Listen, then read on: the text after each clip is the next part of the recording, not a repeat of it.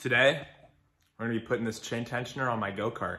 You can do this too. I'm gonna show you guys how I do it. There's no kit, I built this myself. This chain tensioner is $10 on Amazon. We're gonna put her on and I'm gonna film the process so you guys can do this at home and we'll figure it out. Here we go. So here's the setup I got. I'm just rocking a centrifugal clutch and a big, I think it's a 65 tooth sprocket on a 35 chain here. And every time I ride, it'll hang on there, but you know, it pops off after a while and it's not good for my sprocket. You can see that my teeth are being ground down and that's no bueno. So I got this chain tensioner and I think what we're gonna figure out how to do is how to bolt it on. I don't know if we're gonna go this way or from down there or on this side, but I do know that we're gonna fit this on one way or another.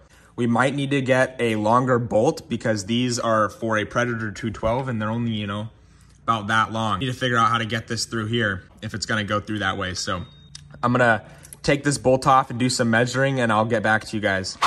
So I ended up taking out this lower bolt here. My reason being is because if I turn the tire like this, I realized that this is gonna be my tight side of the chain. This is gonna be generally my looser side of the chain because my sprocket here is gonna be pulling my chain and then it's gonna be sending it up like that right there to my clutch. Granted, when I took this bolt out, it is leaking just a tiny bit of oil because there's oil right inside here and there's a gasket. Those bolts hold it in place. So you gotta be decently quick with this job, but it's nothing major. This is gonna go right inside here, I believe, somehow.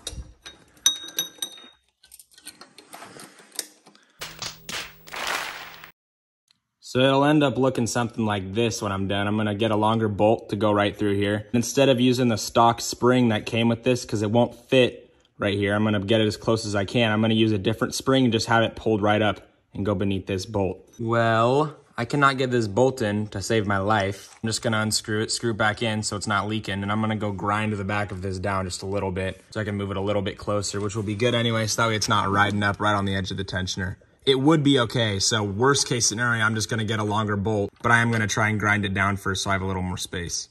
I lied and went to the auto parts store. I'm gonna take that out, put it in the spot for the one that I took to the parts store because it's in my pocket and I don't want to take it out.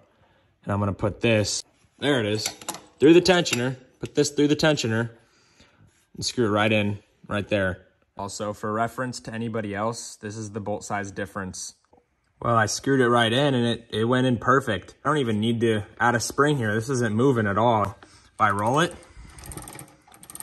it's nice and good and it's super tensioned and tight, and you can just adjust it by loosening this, twisting this where you want it, and then tightening it back up.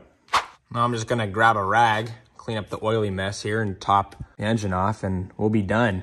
This is a super easy job. It should cost you in total with the bolt, probably like $12. You could probably even get the tensioner at your like local Tractor Supply or hardware store. So super easy tensioner for any go-kart. This should be able to fit even if you had a chain running this way. Just do that with that side. Well, the go-kart's running good again. I'm gonna show you guys that it works. Here we go.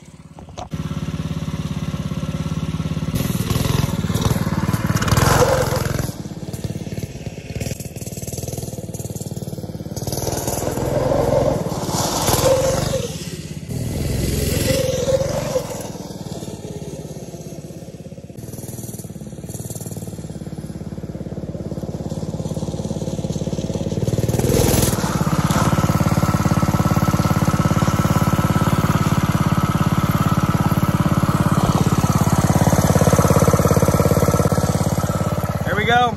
Hope you guys enjoyed. I'll catch you guys in another video. This is it right here.